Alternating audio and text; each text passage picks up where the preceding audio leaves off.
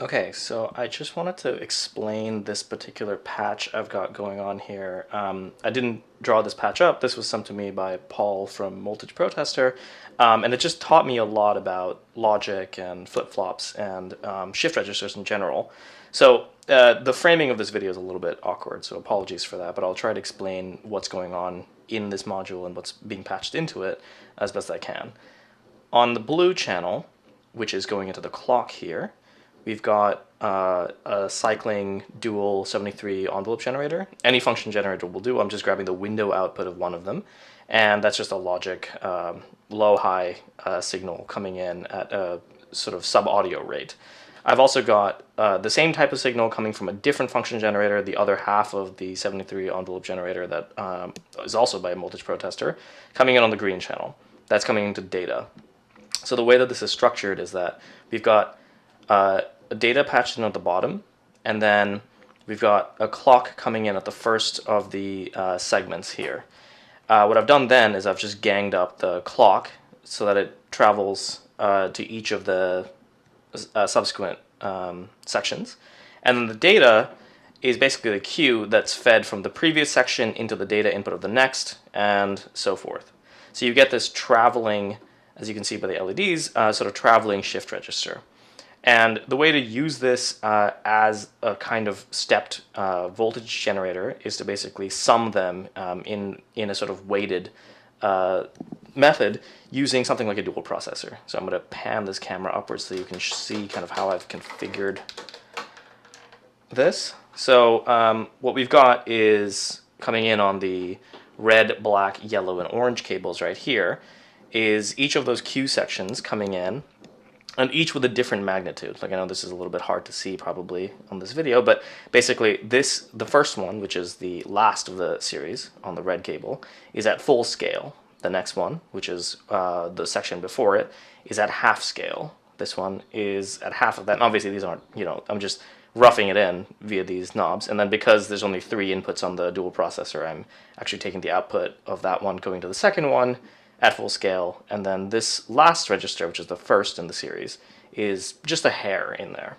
So I'm using that and taking its output and plugging it into various places. I don't have anything plugged in currently, but let's have a look and a listen as to how this is going to work. So I'm going to take, just so I can show you, this is the output of the dual processor here. Sorry for the jiggle. And I'm going to plug it into the oscillator so you can kind of hear it. Then I'm going to move this back so you can kind of have a clear view of the shift register as it's working.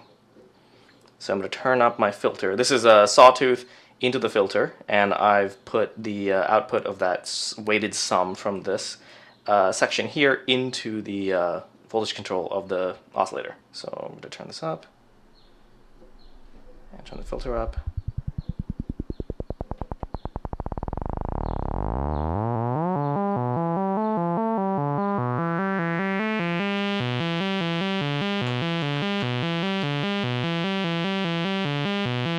So I'm gonna now, just so that this is a little bit easier to listen to,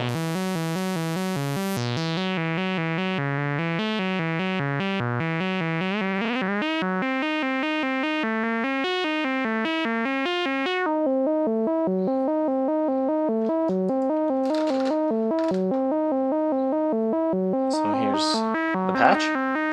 So you can sort of hear how this is working. It's basically a relationship between the clock rate, which I'm going to accelerate,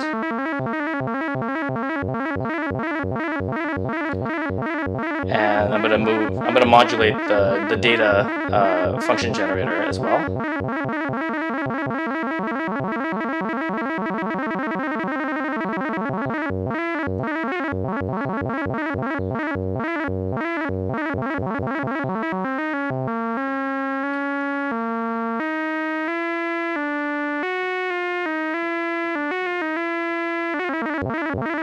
So things get pretty interesting if you patch feedback, basically. So you take that same weighted sum that we're currently using to modulate the oscillator, and if you plug that into either or both of the rates of the function generators, you get sort of interesting sort of like patterns that come out of it. So let's see.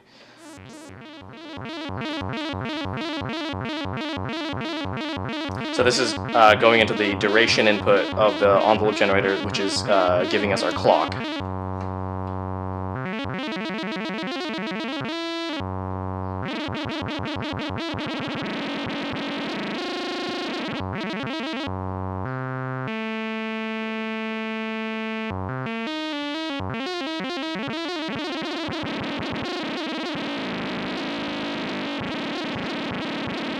I'm going to do the same thing by connecting that same voltage into the duration of the data.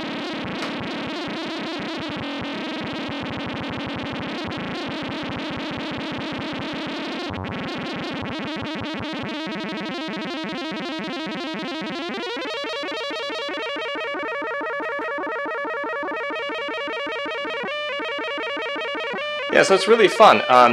What I really like to do actually is just to sort of modulate all of these functions, and then also just grab, because I have access to the logic throughout the chain of the shift register, you can sort of grab that and do some additional things to it. So, you can take one of the sections of the logic and plug it into the step generator here.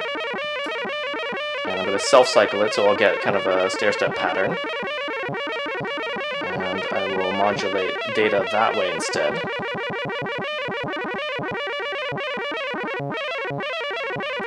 And I'm going to plug that same voltage, getting some hanging, into the oscillator.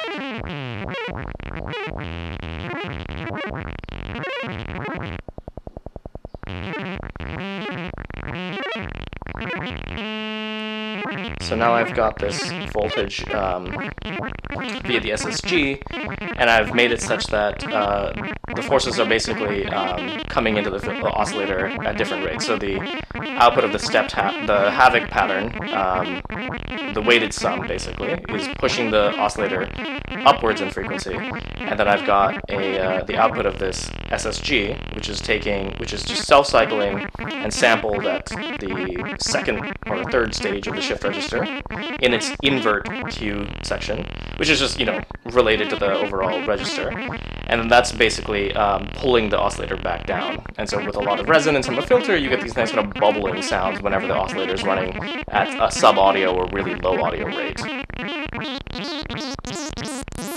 So it can get really talkative.